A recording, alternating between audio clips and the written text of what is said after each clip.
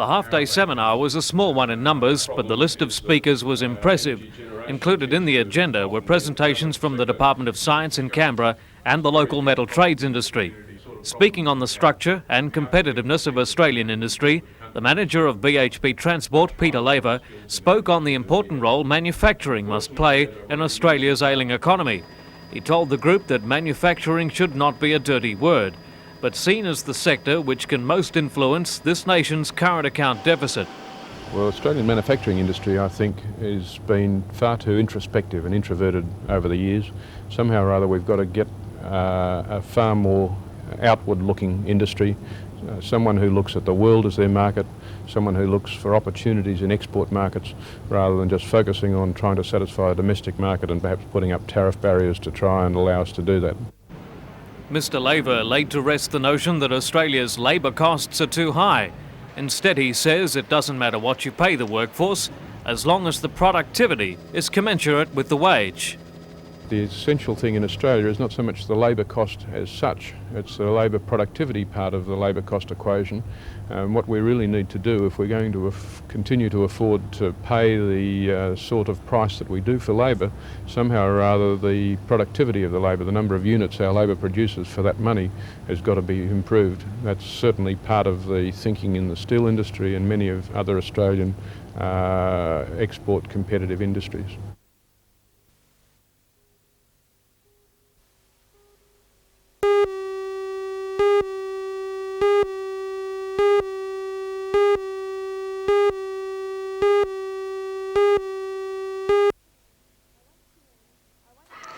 I once knew a man, noble-minded, broad horizons, well-informed, impeccable courtesy. 16-year-old Rosemary Thirlwell won first prize in the senior section for her poem entitled A Man Among Men. Rosemary is a Year 11 student at Newcastle High School. Although she loves writing, her passion is music.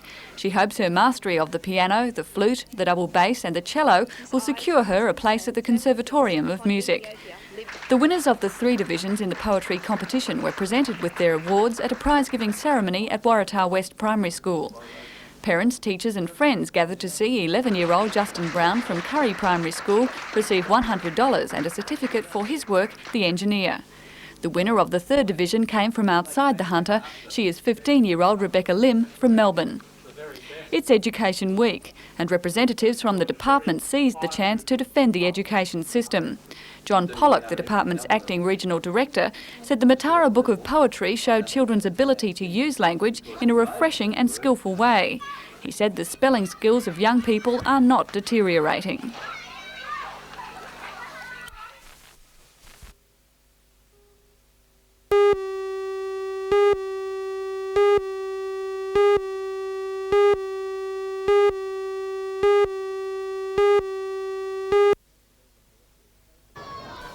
The Northern Director of Coaching, Ken Kaiser, says the objective of the School of Excellence is to identify ambitious, motivated 13 to 16-year-olds who have the potential to make it at senior level.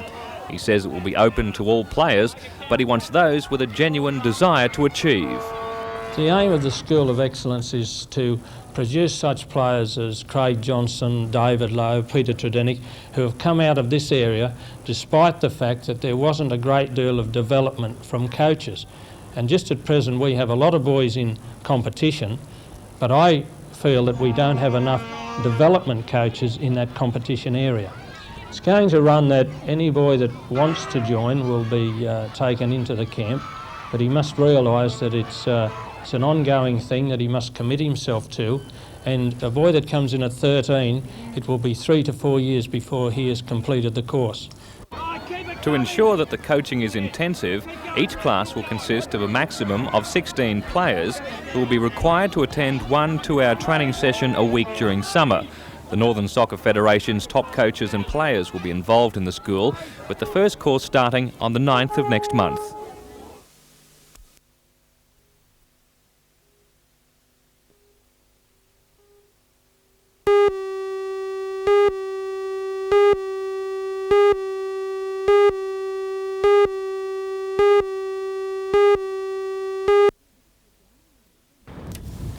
It's the downward trend in the amount of wheat loaded for export that the Grain Handling Authority wants to see reversed.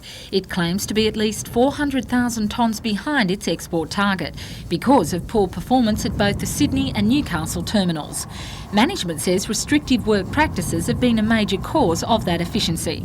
One example evident in the amount of time it takes to shut the plant down and restart it after smoko and meal breaks. The GHA claims without continuous operation, the plant only works for 5 1/4 hours for every 7-hour shift, representing a loss of about 27% of total working time. After months of negotiations, the PAS and the AWU members employed at the Sydney terminal have agreed to stagger meal breaks and run the facility continuously as of next Monday. But in Newcastle, the workers are standing firm, calling in the Trades Hall Council to intervene in the dispute. Certainly there's some work practices over there that could be looked at, and they should be looked at within the terms of the second tier of the wages decision. Obviously what the Grain Handling Authority is seeking to do is resolve everything before they go into negotiations around the second tier, and the workers are just a bit concerned about when they get to negotiating their second tier. There's nothing left to negotiate. Yesterday afternoon, at least 8 men were suspended for not following the GHA instruction. They are considered on strike and will not be paid. More suspensions are expected today. The workers have decided to stay on the job and work without pay if necessary.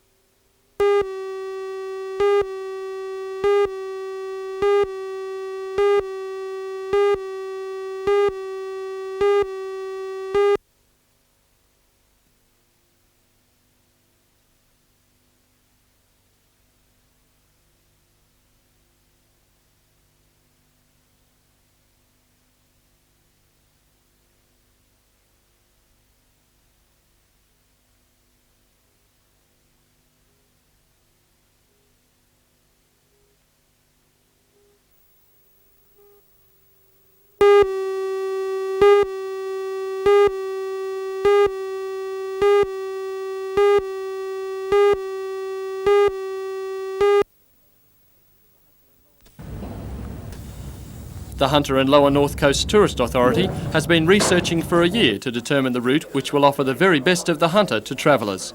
It has been promised a federal government grant of $200,000 towards the project under the Steel Regions Assistance Scheme, a program aimed at broadening the region's economic base. Today, John Price, State Member for Waratah, and Alan Morris, Federal Member for Newcastle, presented the cheque for the first $80,000 to Authority Chairperson, Councillor Margaret Mason. I believe it's tremendously important for the Hunter because it gives people a spine route to go around and see the entire Hunter. And off this spine route, then the tourist drives will take people into every interesting corner of the Hunter region. And believe me, from a tourist point of view, there is a tremendous amount of interest. I also believe that there is nowhere else in New South Wales where there can be such diversity of scenery in such a short distance as to follow that Hunter circuit route. The authority is now able to start signposting the route. These signs are prototypes of those which will soon be appearing across the valley to guide travellers around the circuit. The authority says they will be supplemented by local tourist drive signs and better directional signs to smaller centres. The work is expected to be completed in 3 months.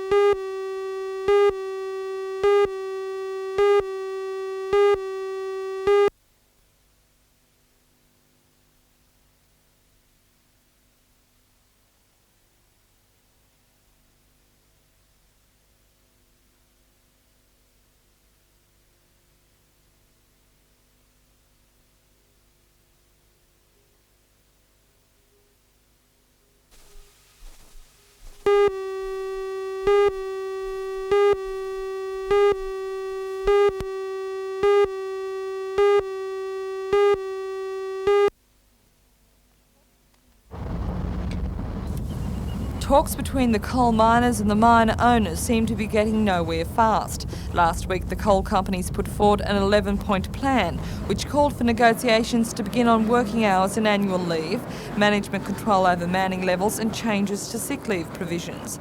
The unions have rejected all but one of those proposals, saying that they would erode hard fought-for working conditions and, if adopted, they would lead to a deregulation of the industry. The unions have come up with their own 7-point plan, which will be put to the mine owners today.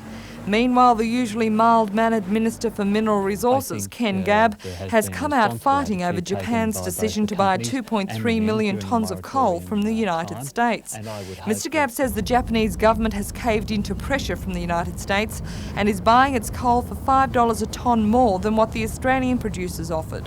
Mr Gabb says Australian coal producers struck a deal with the Japanese buyers last year and it's been disregarded.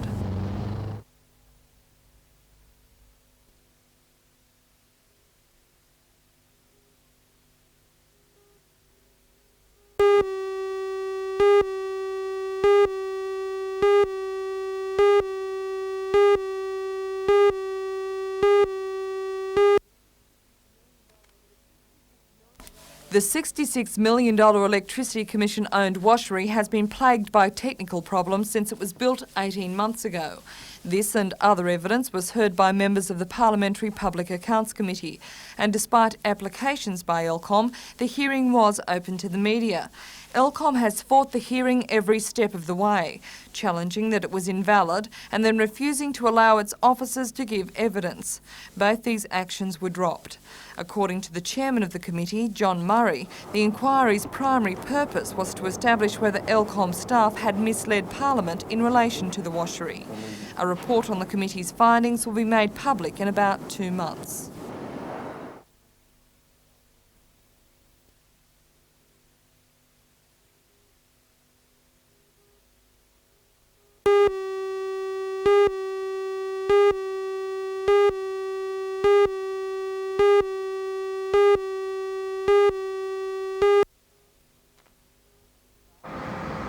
The strike, which has halted all movement at the Grain Handling Authority's terminal, began last week when the workers refused a management directive to stagger meal breaks and smokos so that the plant could run continuously. The unions claim that such a move would cause a build-up of grain dust, which could result in a serious fire and explosion hazard. They say it could also cause respiratory problems for workers.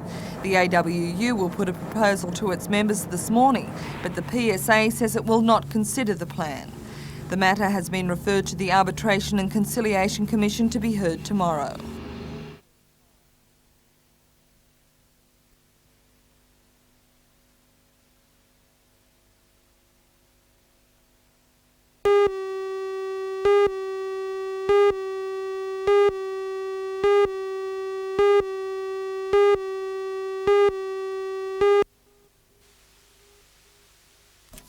When finished, Tavaland's taxation office will be the largest government office block in Newcastle, so the council wants to ensure it not only looks good, but it's also congruous with the other buildings in the Civic. This is how the developers Tavaland originally imagined the building would look. But the Civic Design Committee decided to push for a few changes. So after many meetings, they arrived at this finished product, with its grated centrepiece and movement away from the uniform windows so that it gives the illusion of reducing the building's bulk and height. The terracotta-coloured trimming was also the committee's idea. The council will make a decision on the tax office on Tuesday night.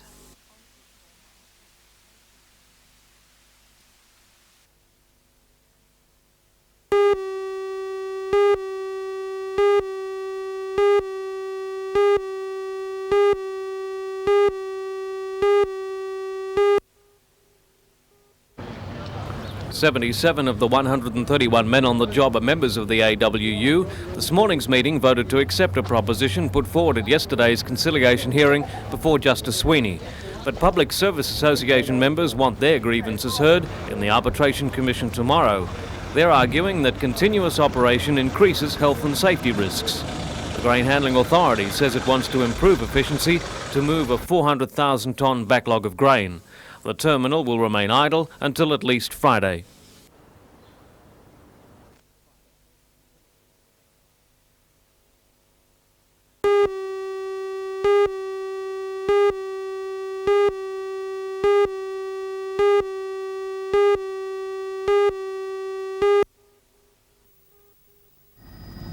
The section of Freeway between Wakefield and Minmi has attracted more submissions than any other road building program in this state. For most of those involved in the debate, the decision to build the freeway on the western option comes as a relief. But for 1,200 residents to be affected, the decision is disappointing but predictable. It seems to be a curious decision in that the original instigation of the western route was to save the jobs at Westwell's and number 2 mine. As I understand it, once the moratorium is finished, those jobs will drop from about 330 down to about 80. So it seems a bit strange. Also, when you think about it too, the new construction costs are $90 million as opposed to $67 million in the EIS. So now, really the public is paying an extra $23 odd million for a highway that's not going to serve them as well as the central route would have. The $23 million difference in cost is unavoidable, according to the Federal Department of Transport. The $67 million figure is 1986 costing, it says, which doesn't include the 5-kilometre section of freeway from Palmer's Road to Wakefield. This section wasn't included in last year's environmental impact statement because the spokesman says it was a common ingredient to all the options.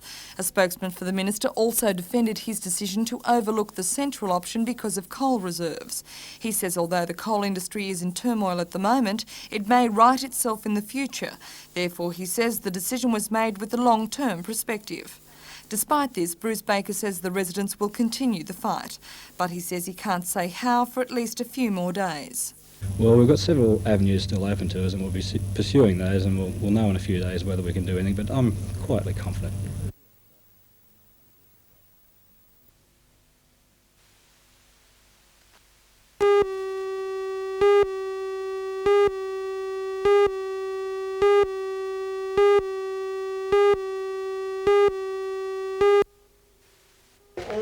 Epicureans who enjoy fine Italian food will be familiar with the name of Giuliano Buziali.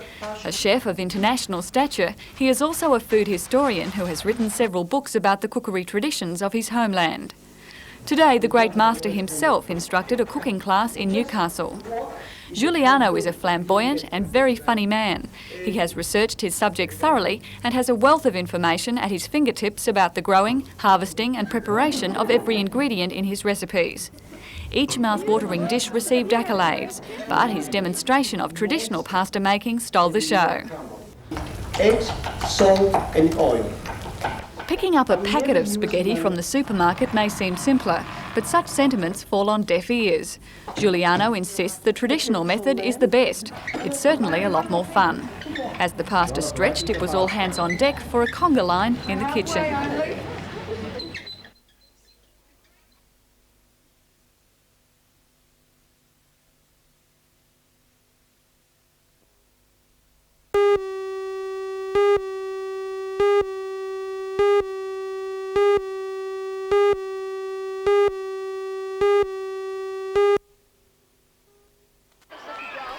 The Bobbin Rollers, seen here in the purple and grey, won the game 30-25 over Max Girls.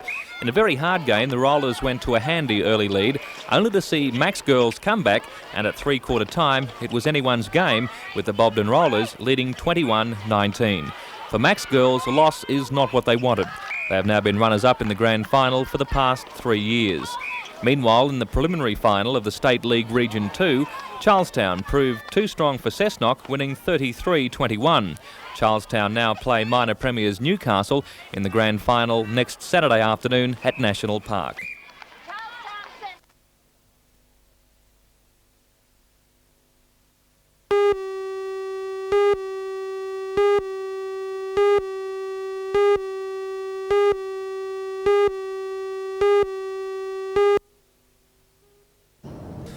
John Biggs is Professor of Education at Newcastle University.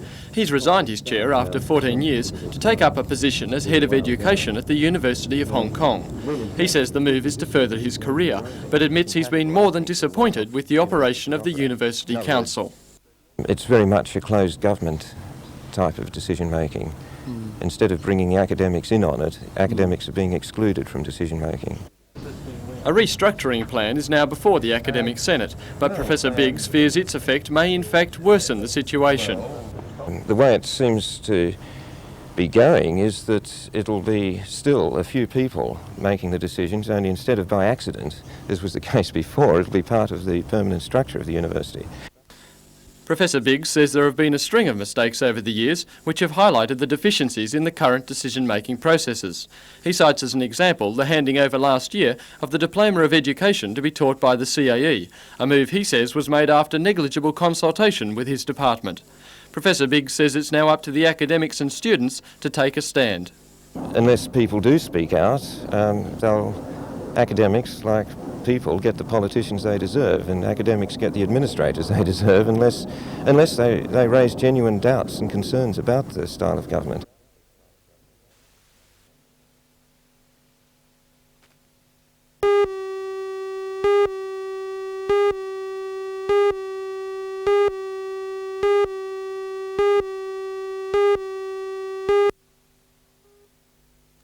Elections are always a fascinating time in local government.